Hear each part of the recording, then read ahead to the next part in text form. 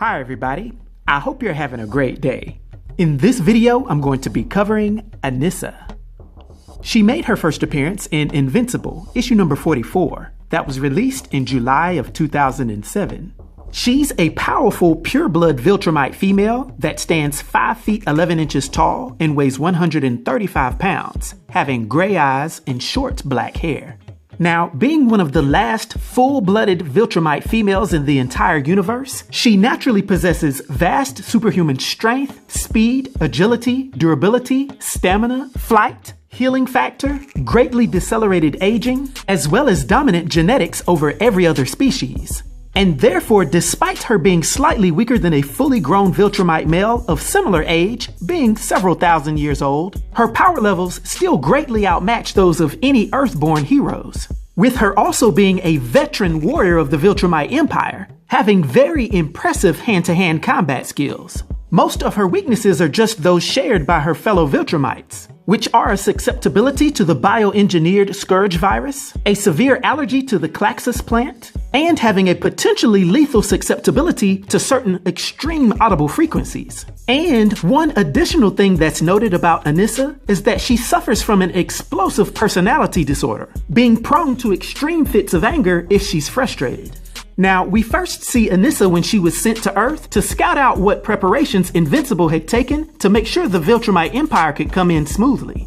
Ironically, she reasoned with him when he revealed that he hadn't taken any steps towards the domination of the planet. She tried to explain that the Viltrum Empire would bring an era of peace and shared technology with Earth. But when it became clear that Invincible wasn't buying these notions, she quickly resorted to violence, knocking him down into the earth, leaving a huge crater, then warning him that another Viltrumite agent would be checking on him in the future. We'd later learn that this agent would turn out to be the powerful Conquest.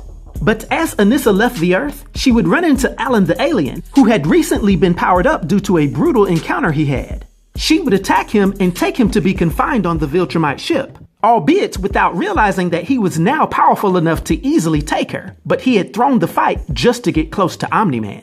We would next see Anissa take part in the Viltrumite War, initially being loyal to Grand Regent Thragg. This would once again bring her into conflict with Invincible, Omni-Man, Alan the Alien, and the rest of the coalition of planets. This epic battle would result in the destruction of the Viltrum homeworld.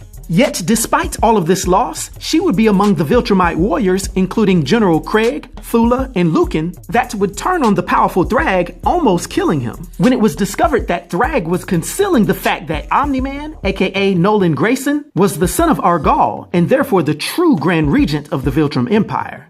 From that point forward, her loyalty to the Viltrum Empire would lead her to no longer be an enemy of Omni-Man and his allies.